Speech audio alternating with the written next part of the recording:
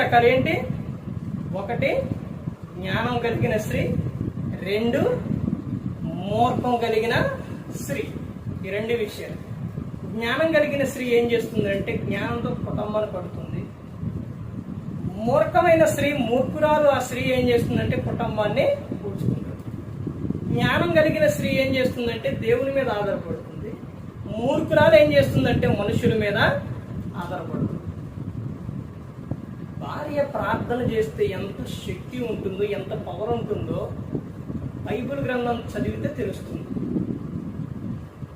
భార్య ఒక్క ప్రార్థన భర్తకి, పిల్లలకి, ఆ కుటుంబానికి ఎంత దీవెన, ఎంత ఆశీర్వాదం అనేది బైబిల్ చదివితే తెలుస్తుంది.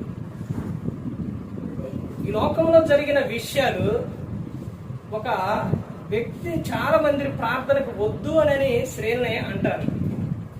కానీ భార్య మాత్రం ఏం చేస్తుందంటే ప్రార్థనకు వెళుతుంది. భర్త కొట్టినా కానీ మళ్ళీ భర్త బాగుండాలని ప్రార్థన చేస్తుంది. యవన ప్రాయంలో ఉన్న స్త్రీ వైపు దేవుడు పక్షాన ఉంటే, దేవుడు యుద్ధం చేస్తుంటే దేవుడు మీ ప్రార్థన ఆలకించడా? ఆలకిస్తాడు. కానీ స్త్రీ ఎలా ప్రార్థన చేస్తుంది? అసలు చేసే స్త్రీగా ఉంటుందా? ఉండదు.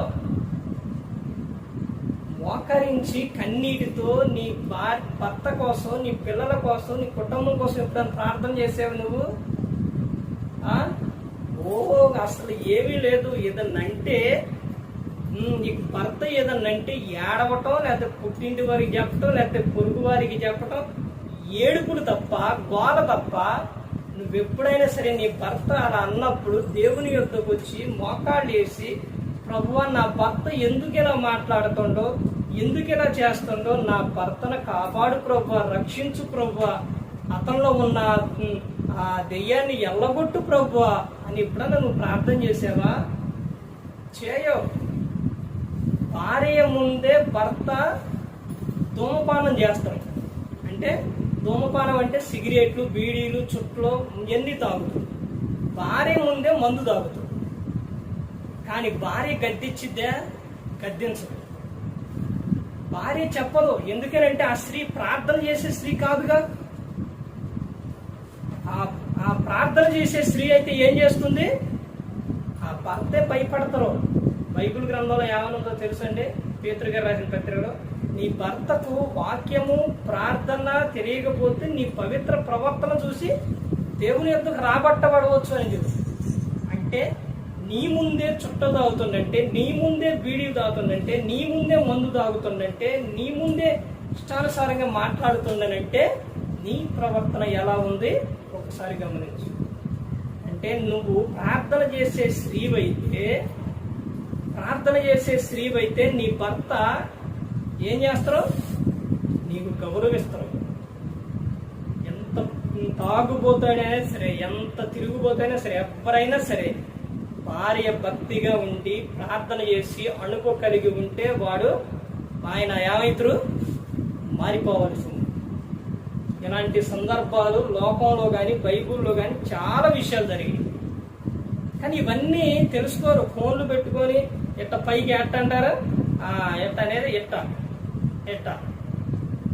అంటాం తప్ప, ఇక చూసుకుంటూ పోవడం తప్ప, ఏదైనా కానీ మార్పు అనేది దేవుని విషయం విని ఎవరైనా మారారా? ఏదన్నా ఉందా దేవుని వాక్యంలో? ఇవలాంటి ఏం చూడరు.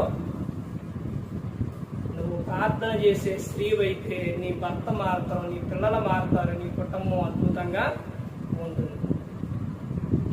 నీ కుటుంబం ఇప్పుడు పరలోకం ఎలా ఉంటుంది? చాలా అద్భుతంగా ఉంటుంది.